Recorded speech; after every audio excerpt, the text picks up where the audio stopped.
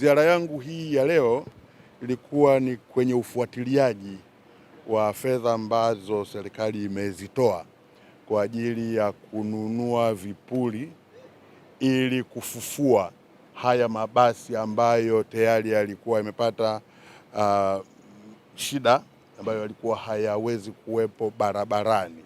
Kwa hiyo serikali ya awamu ya sita ya Daktari Samia Suluhu Hassan iliona ni vyema kuyarejesha haya mabasi barabarani na kiasi cha shilingi bilioni 1.2 kilitolewa kwa ajili ya kununua vipuri zikiwepo engine pamoja na vipuri tofauti tofauti ili mabasi haya yaweze kurudi barabarani.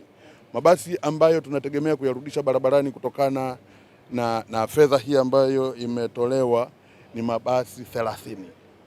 Na hadi leo ninavyoongea hapa yako mabasi 17 tayari yamesharekebishwa yako tayari kwa ajili ya kwenda barabarani, na waandishi wa habari mmeona basi la 18 pale wanamalizia kupandisha engine. Kwa hiyo huenda mpaka kesho tukawa na mabasi 18 tayari kati ya yale 30 ambayo tayari serikali imetoa fedha. Katika yale mabasi 99 tayari mabasi 49 yameshafika bandarini. Kwa hivyo muda mfupi ujao mabasi haya yatakuwa barabarani ili yaweze kuongeza huduma kwa Watanzania wakazi wa Dar es Salaam. Na kama mnavyofahamu UDART wao wana njia tunaita ya awamu ya kwanza ya kutoka gerezani kwenda Kimara mwisho. Kwa hivyo njia hii itaongezewa mabasi haya pamoja na yale mabasi mapya ambayo yatakuwa yamekuja, lakini tunategemea pia kwamba watapata njia ya kwenda Gongo la Mboto. Kwa hivyo mabasi haya yanayokuja tuna uhakika yataongeza nguvu kwenye usafirishaji wa abiria hapa Dar es Salaam. Kitu ambacho ningependa kukitolea maelekezo kwa mkurugenzi mkuu wa UDART, hapa tunafika Kimara mwisho, ndiko tunakofika kwa sasa hivi, lakini tuna maeneo ambayo yanahitaji huduma sana. Eneo la Mloganzila hospitali, watu wanafika Kimara wanaishia Mbezi, wanaishia Kimara, hawafiki, mabasi hayafiki Mloganzila. Leo nikupe maelekezo kwamba kuanzia kesho hakikisha tunapata mabasi yanayofika Mloganzila hospitali.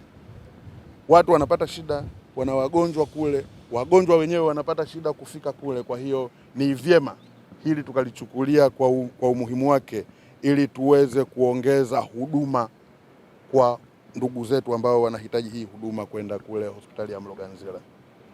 Na ni waelekeze tena yale mabasi ambayo yameshafika pale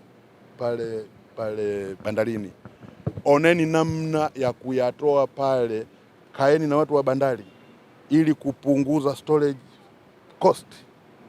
Yatoke pale, mnaweza kuja kuyaweka hata hapa mkiwa mnasubiria pesa ambayo tutamaliza kuilipa kwa ajili ya komboa pale bandarini.